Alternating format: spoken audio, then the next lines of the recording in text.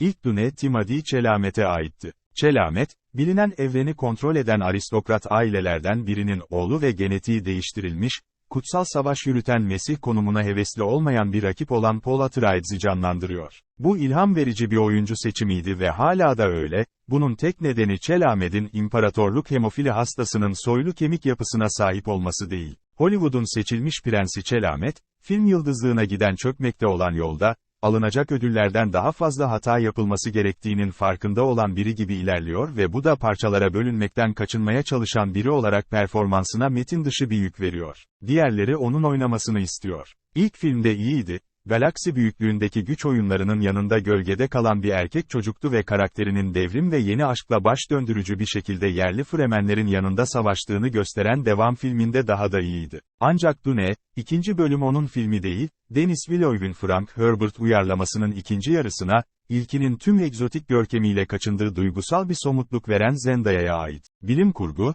Villeneuve'ün türüdür ve hatta dünya dışı iletişim veya yıldızlar arası seyahati mümkün kılan bir ilaç için çöl gezegenlerinin çıkarılmasıyla ilgili filmler yapmaya başlamadan önce de böyleydi. Dünyayı beyaz perdede başka bir dünya gibi göstermekten kendini alıkoyamıyor, Toronto of Enemy'yi, düşman ikizlerin son derece anlamlı olduğu sarılık dolu bir alternatif gerçekliğe ve Sicario'nun Arizona banliyölerini kıyamet öncesi bir çorak araziye dönüştürüyor. Bu uzaklaştırma, filmlerinin asıl içeriğini baltalasa bile, bir film yapımcısı olarak en tutarlı özelliği oldu ve Kumulların bu kadar muhteşem olmasının bir nedeni de onun sarsılmaz estetiği için ideal malzemeyi sağlamalarıdır. Dune filmlerinin makrokozmosunun, şüpheli klanlardan oluşan hiyerarşik bir yapının ortasında kendisini uzay cadılarının kardeşliklerine, gotik faşistlerin topluluklarına ve insan bilgisayarlarının düzenlerine yineleyen bir insanlık tarafından doldurulduğu, korkutucu derecede uzak hissettirdiği varsayılıyor. Villeneuve'ün bu konulardaki yeteneği sadece gösteri yeteneğinden kaynaklanmıyor.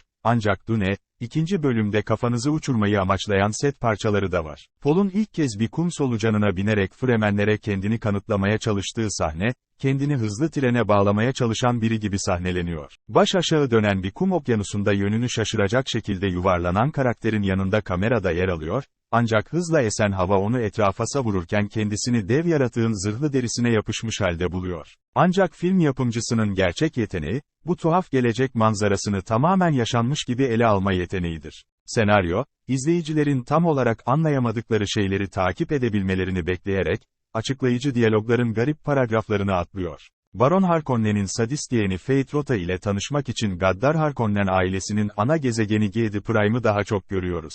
Genç soyluların, kalabalık bir arenanın önünde köleleri katlederek, kendi adını söyleyerek doğum gününü kutlamasını izlemek varken, kara güneşin ışığı bir gezegende kalan tüm renkleri emerken yerel veraset geleneklerinin inceliklerini gözden geçirmeye ne gerek var? Bu zaten tek renkliye yakın mı? Dune, ikinci bölüm, ceset yığınlarının yerde yakılmasıyla sonuçlanan çatışmalar ve stratosferik entrikalar söz konusu olduğunda ilk filmden daha uzlaşmacı değil. İnsanüstü şirketlerinde Paul'un annesi Jessica ve imparatorun kızı Prenses Irula'nın da bulunduğu anaerkil bir toplum olan gizli Bene Gesserit, hala öjenik çalışmalarının sonuçları arasında bir at yarışı yürütüyor. Bene Gesserit'in kıdemli bir üyesi olan rahibe Mohaim, asi Paul yerine sosyopat ama kontrol edilebilir Fate Rauta'yı tercih ediyor. İmparatorun, Irula'nı hayal kırıklığına uğratacak şekilde Atreides'in düşüşünü planladığı ortaya çıkar. Ve kendisi de Fremenler için bir aziz anne olmak amacıyla zehirli, önseziyi mümkün kılan bir kum solucanının yan ürününü deneyen Jessica,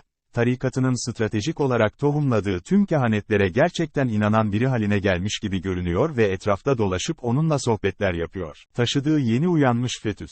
Daha sonraki Herbert kitaplarının gerçek ucub saçmalıklarına henüz girmedik ve bu zaten heyecan verici derecede güçlü bir şey. Dune, ikinci bölüm, kaynak materyalin tuhaflığını yumuşatmak yerine bakış açısını sahadaki bir perspektife, Zendaya'nın karakteri Fremen savaşçısı Chani'ye kaydırıyor. 2021'deki Dune'daki gerçek mevcudiyetten çok daha umut vericiydi. Paul'un vizyonlarında yer alan ve ancak Harkonnen ailesinin Atreides güçlerinin çoğunu pusuya düşürüp yok etmesinden sonra gerçek anlamda karşılaşılan bir figür. Ancak yeni filmin ruhu o, halkını kontrol etmek için yerleştirildiğine haklı olarak inandığı tüm Mesih konuşmalarına şüpheli bakıyor ve sığınmak için gelen, diğerleri gibi olmadığına ve yalnızca kendisinin olduğuna yemin ederek dünya dışı üst sınıflardan şüpheleniyor. Halkının yöntemlerini öğrenmek ve onlara yardım etmek istiyor. Bu arada, Javier Bardem'in canlandırdığı Chani'nin kökten dinci grubu Stilgar, Paul'un onları özgürleştirecek kehanet edilen liderin olduğundan emin. Paul'un Fremenlerle geçirdiği zamanın ritimleri, Avatar ve kurtlarla danstaki ritimleri yansıtıyor. Ancak burada onlar bir hesaplama. Paul, Chani'ye aşık olmakta ve From'un davasını üstlenmekte samimi olabilir ama aynı zamanda kaçındığı kaderi gerçekleştirmek için bunları kullanıp kullanmayacağına da karar vermeye çalışıyor. Zendaya'nın şiddetli, açık yürekli performansı, olay örgüsünün tüm üst düzey entrikalarına karşı bir karşı nokta sağlıyor. Bu karizmatik yabancının çıkarlarının aslında kendisinin ve topluluğunun çıkarları olmadığını anlayan biri olarak, yine de ondan etkilenmeden edemiyor. Chani bir noktada Paul'e, senin kanın düklerden ve büyük hanedanlardan geliyor, dedi. Burada herkes eşittir. Onun yanıtı, seninle eşit olmayı çok isterim, mükemmel bir uluma türü, inanmak istediğinde kurnazlığın eşleşemeyeceğini hatırlatıyor. Son perdede yansıttığı ihtiyat, umut ve ihanet girdabında Zendaya bize duyguların evrensel olabileceğini gösteriyor. Hatta hiç de öyle olmayan bir bağlamda.